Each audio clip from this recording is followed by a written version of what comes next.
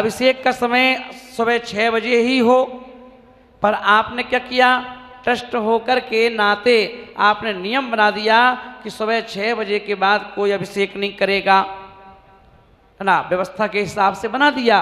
पर क्या हुआ, सिद्धांत कहता है कि तुमने अभिषेक करने वालों के लिए अंतराय कर दिया। और उसका नियम था कि भाई मैं तो रोज अभिषेक के बिना रोटी भी नहीं खाता हूं, और आपने क्या किया। अब अपन देखते हैं कभी कभी जब अभिषेक की क्रिया चलती है तो कई बार मैंने देखा है, स्वयं महसूस किया है, लोगों ने भी बतलाया है कि अभिषेक के समय कई बार ऐसा होता है कि शांति धारा हो चुकी, अब बस मार्जन होना था, और अपन देखा कि जो पुजारी आ चुके थे, कर चुके थे, उन्होंने देखा कि सामने से 2 पुजारी और आ रहे हैं, अब ये पहले कपड़े पहनने जाएंगे, फिर बाद में यहाँ आएंगे, अभिषेक करेंगे। उन्होंने क्या किया, तुरंत कपड़ा उठाया और जल्दी पहुँचना चालू कर दिया और मूर्ति उठा करके विराजमान कर दी। आपने क्या किया, पुण्य का बंध बांधा या भगवान के सामने खड़े होकर के कर्म का आश्रय कर लिया, कर्म का आश्रय कर लिया।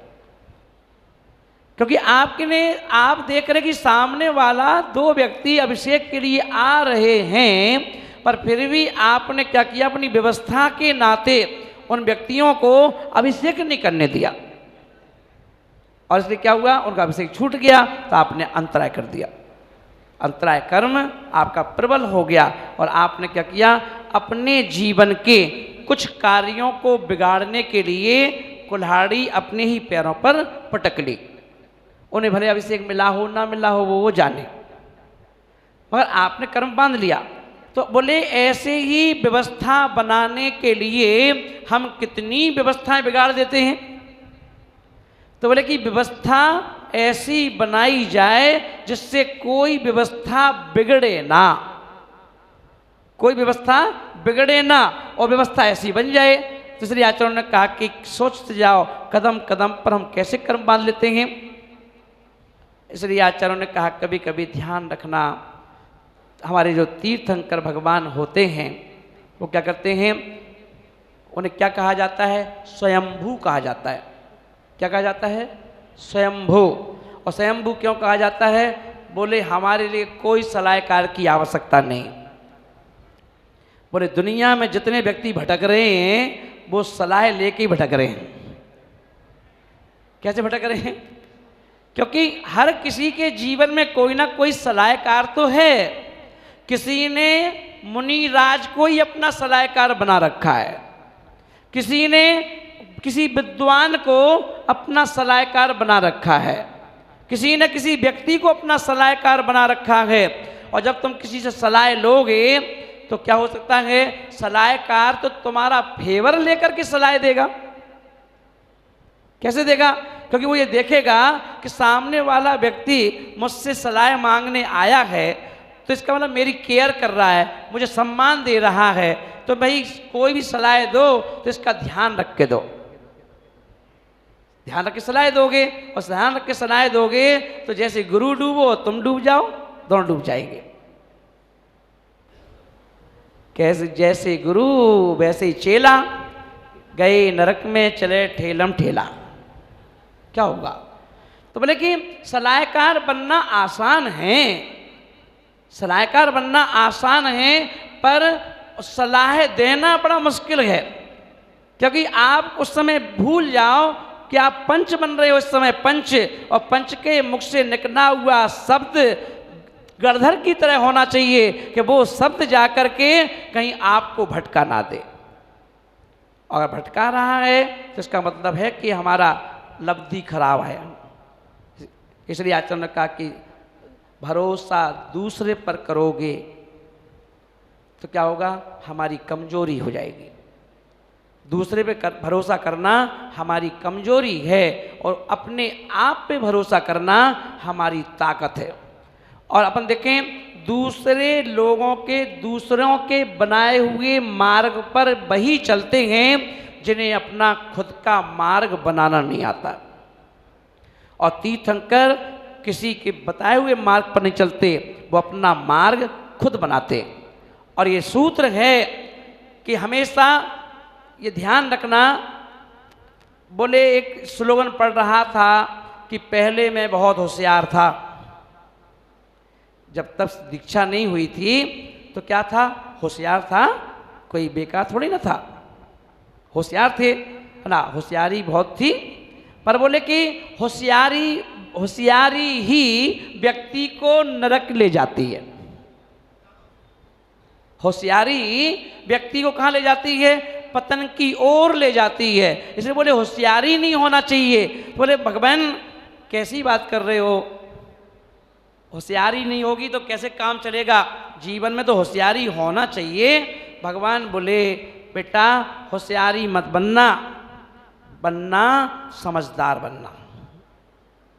बोले होशियारी क्या करती हैं? गड़बड़ कर देती है, किसी को गिरा सकती है, किसी का दिल दुखा सकती है, किसी के लिए नीचा दिखा सकती है। पर समझदारी किसी को नीचा नहीं दिखाएगी, किसी को गिराएगी नहीं, किसी को पटकेगी नहीं, और क्या करेगी? आराम से न तुम्हारा अहित होगा न सामने वाले का अहित होगा, और कार्य की सिद्धि हो जाएगी। तो इसलिए बोले क्या करना? होशियार मत बनो, क्या बनो? समझदार बनो। समझदार बनने में ज़्यादा फायदा है, क्योंकि ये ध्यान रखना, जितने भी इतिहास को हम पढ़ते हैं, ये ग्रंथ क्या है? कभी कुंद कुंद स्वामी महाराज का ग्रंथ है, कभी समंत भट्ट स्वामी महाराज का ग्रंथ है, कभी सुना भद्रबाहु स्वामी महाराज का ग्रंथ है, कभी किसी सिद्धांत चक्रवर्ती है ना नेमीचंद का ग्रंथ है, किसी उमा स्वामी महाराज का ग्रंथ है ना।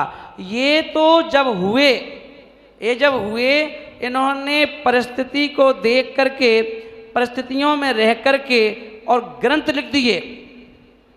और हम क्या करते हैं? इन ग्रंथों को पढ़ के ही भटक जाते हैं, ग्रंथों को पढ़ करके भटक जाते हैं।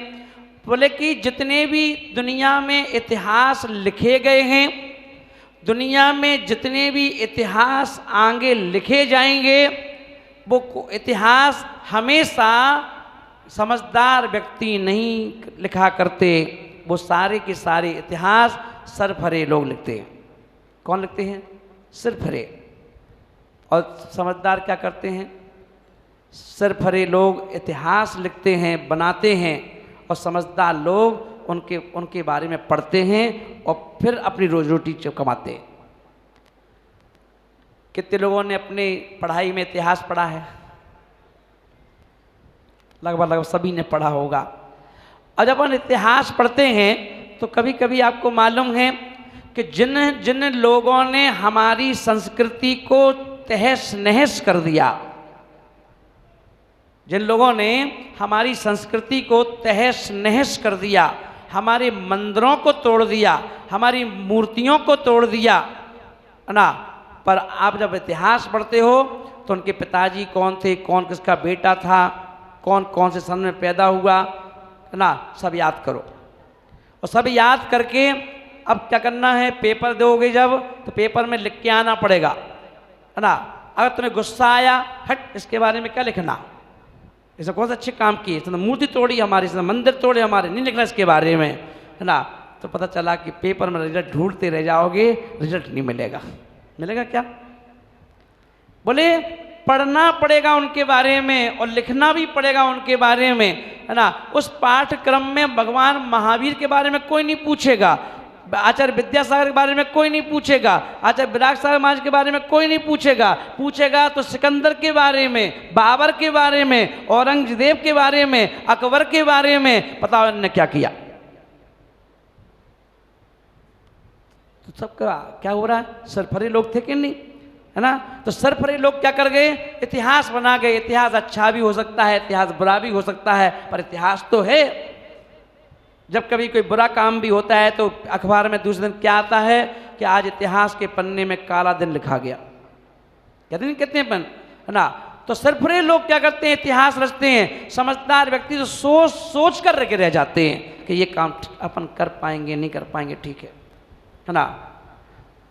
भगवान तो मोक्ष चले गए, सरफरे थे, किसी परवाह नहीं की, कोई चीज़ को माना नहीं, स्वयंभू थे, जैसी उनकी इच्छा हुई वो काम करते रहे, जब इच्छा हुई तो चले गए, केवल ज्ञान प्राप्त कर लिया, अपने अनुसार चले, तो क्या हुआ? आज अपन देखो उनकी मूर्ति को ही पूजते हैं, पूछते ही नहीं पूछते हैं? पर जो समझदार व्यक्ति है, और पूछता कौन है? समझदार है। सरफरे तो पूछते नहीं। जितने सरफरे लोग बच्चे हैं आपके, सरफरे हैं, बेटा है, बेटी है, उनसे कहा भगवान की पूजा कराओ, तो वो कहते कि नहीं, हमें तो वो बताओ जो काम उन्होंने किया वो हम भी करेंगे, जो काम उन्होंने किया है वो हम कर देंगे, है ना। पर हम उनकी पूजा करेंगे, पूजा करने से क्या होता है बताओ? बोले अगर पढ़ेंगे MBA 2 साल, अगर कॉलेज जाएंगे तो 4 सेमेस्टर की परीक्षा देंगे, तो 2 साल बाद हमें MBA की डिग्री मिल जाएगी। बच्चे लोग बोलते हैं ऐसा, तो बोलते बताओ मंदिर जाने से कौन डिग्री मिलेगी? और बोले पापा मम्मी तो यही चिल्लाते हैं घर में, क्या बोलते हैं कि बेटा आपने भगवान बीतरागी हैं, कुछ देते ही नहीं है। क्या बोलते हो कि बीतरागी भगवान है, वो कुछ देते नहीं हैं ना लेते हैं ना। तो बच्चे बोलते हैं कि अभी तो हमें नौकरी भी चाहिए, छोकरी भी चाहिए, सब कुछ चाहिए, और आप कह रहे भगवान को देते नहीं हैं, तो फिर हम उनके पास जाएं क्यों? जाएं क्यों? और जब कभी कोई घर में कोई परेशानी होती है तो बच्चे कहते हैं कि अब जाते ही उन्हीं के पास हो जो कुछ देता नहीं है।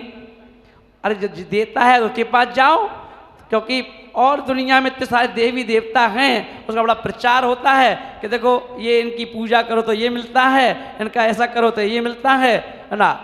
और इसीलिए अपने जैन दर्शन में लोगों ने प्रचार कर दिया कि पद्मावती बहुत कुछ देती है, तो लोगों ने क्या किया? पार्श्वनाथ को छोड़ के पद्मावती को ही पकड़ लिया। क्या कह दिया? प्रचार कर दिया। अब लोगों ने सोचा कि 24 तीर्थंकर हैं, ये तो कुछ देते ही नहीं, है ना। और किसी ने बताया कि एक देवी है जो देती है, तो उन्होंने क्या किया? पद्मावती को पकड़ लो और पार्श्वनाथ को छोड़ दो। अब कभी कभी शुक्रवार हो तो मंदिर में जाके देखना, पद्मावती की वेदी में 50 दीपक जलते हुए मिलेंगे, और पार्श्वनाथ की वेदी में 1-2 दीपक टिमटिमाएगा बेचारा। वो भी लड़ता है 50 दीपकों से, वो 50 दीपक उसको चढ़ाते हैं। देख ले बेटा, यहाँ देख 51 है हम लोग, तो अकेला है। तो क्यों? अब बताओ, आपने ज्ञान बांटा कि अज्ञान बांटा? ज्ञान बांटा, है ना। आपने भटका दिया कि लाइन पे लगा दिया, है ना। अरे पारसनाथ हैं, सबके नाथ हैं, सबके साथ हैं, और जो पद्मावती हैं, धरणेन्द्र हैं, वो उनके रक्षक देव हैं, जो उनके सदा साथ रहते हैं, है ना। पारसनाथ हैं तो ये पद्मावती हैं, है ना। जहाँ पारसनाथ जाएंगे पद्मावती अपने साथ जाएंगे। जाएंगे नहीं जाएंगे? जाएंगे कि नहीं जाएंगे? पिताजी का कार्ड आता है शादी का, चंद्र प्रकाश जी, चंद्र जी कार्ड आ गया शादी का, तो आप क्या करते हो? पंडितानी को ले जाते नहीं जाते हो? अब बताओ, कार्ड में पंडितानी का नाम लिखा है क्या? भानु का नाम लिखा है क्या? नीतू का नाम लिखा है क्या? पर फिर भी सब लोग गए, पूरे कार्ड आया है, और कार्ड देखा तो उसमें देखा चंद्र जी का नाम लिखा है, बस। फिर भी सब गए, बोले कि ये तो मान है, बड़े का नाम लिख दिया। हाथी के पैर में सबके पैर समा जाते हैं। पर किसी ने एक कार्ड दिया कि भानु जैन, है ना, और कार्ड पहुंच गया आपके पास, दिया पंडित जी के हाथ में पहुंच गया। उन्होंने देखा ये भानु का कार्ड आया है, वो भानु ले भैया तेरा कार्ड आया है ना। अब पंडित जी के नाम में भानु जा रहे थे, पर भानु के नाम में पंडित जी नहीं जाएंगे, ना पंडितानी जाएगी। बोले क्यों भाई, क्यों नहीं गए? बोले तो भानु का आया था, मेरा नहीं आया। तब बताओ तुम्हें क्या चाहिए? मुझे तो पद्मावती भी चाहिए और पार्श्वनाथ भी चाहिए, पर दोनों आए कैसे? तो आए कैसे? तो बोले तो पद्मावती को बुलाओगे तो पार्श्वनाथ नहीं आएंगे, तो इसलिए सूदा मंत्र है, पार्श्वनाथ को पकड़ लो, पद्मावती अपने आप साथ साथ। तो ज्ञान तो लगाना है, क्योंकि ज्ञान क्या बोल रहा है? ज्ञान हमारे जैन दर्शन में किसी की अवहेलना करने के लिए इजाजत नहीं देता, किसी का अनादर करने के लिए कभी इजाजत नहीं देता है। वो कहता है मिथ्यात्व को मानना नहीं चाहिए, पर मिथ्यात्व की अवहेलना भी नहीं करना चाहिए। अगर कोई मिथ्या दृष्टि जीव है तो आपको अधिकार नहीं है कि आप उसको उल्टा सीधा बोलो या उसके ऊपर कोई कमेंट्स कसो, कभी नहीं कहा गया। भगवान महावीर स्वामी ने स्पष्ट मना कर दिया कि कमेंट्स करने की आपको कोई आवश्यकता नहीं है ना, आपको कोई अधिकार नहीं दिए गए, कोई राइट्स नहीं है आपके पास कि आप उसकी निंदा करो, आलोचना करो, बुराई करो, है ना। मगर हाँ, ये कहा कि अगर आप भगवान बनना चाहते हो, स्वर्ग जाना चाहते हो, मोक्ष जाना चाहते हो, तो आप क्या करें, आप सम्यक को धारण करें, क्योंकि पारसनाथ सबके नाथ सबके साथ हनाई। तो उसको पकड़ लो, सब मिल जाएंगे अपने आप, है ना। अपन कहाँ कहाँ मिथ्यात्व में फंसे हुए हैं। और ये ध्यान रखना, परेशानियाँ उसी परिवार पर आती हैं, उन्हीं परिवार पर आती हैं जो बड़ों को छोड़ कर के छोटों को पकड़ लेते हैं। छोटे पे मत भागो, अरे पकड़ो तो राष्ट्रपति को पकड़ लो, क्या दिक्कत है। मुख्यमंत्री को पकड़ोगे तो राष्ट्रपति नहीं आएगा, अगर एमपी में राष्ट्रपति आ जाए तो मुख्यमंत्री भागा भागा आएगा, उसको आना पड़ेगा। सारे कलेक्टर भी आएंगे और मंत्री भी आएंगे, बोले क्यों, ये राष्ट्रपति आ रहा है, तो राष्ट्रपति को पकड़ लो, है ना। तो एक साथ एक नहीं, दो नहीं, तीन नहीं, चार नहीं, 24 तीर्थंकर के रूप में हमको राष्ट्रपति मिले हुए। तो आप राष्ट्रपति की वंदना कीजिए, अर्चना कीजिए, है ना, अर्चना कीजिए, है ना। तो अपन देखिए क्या होगा, सब आपकी सेवा में लग जाएंगे। तो ये ज्ञान चाहिए, ज्ञान। तो इसलिए आचार्यों ने कहा, तीर्थंकरों ने कि मुझे ही भटका देंगे लोग मुझे ही भटका देंगे, ऐसा नहीं, ऐसे कर लो, ऐसे नहीं, ऐसा कर लो। कभी कभी मैं देखता हूँ बिहार चल रहा है, मार्केट में जुलूस चल रहा है, और कहीं पर अपन ने देखा कि गाय का गोबर पड़ा हुआ है, गाय का गोबर पड़ा हुआ है। अब बेचारे सभी लोग जो बिहार करवा रहे हैं लोग, वो हमसे आगे हैं 10 कदम, तो उन्होंने क्या किया, उनकी नज़र पड़ गई कि गोबर पड़ा हुआ है। अब वो सोचते हैं कि हो सकता है महाराज ना देख रहे हो, तो महाराज से कहेंगे, महाराज क्या दिखा रहे, क्या दिखा रहे हो, हैं? मतलब तुम महाराज को दिखा रहे हो कि महाराज जी नीचे देख के चलना, गोबर है।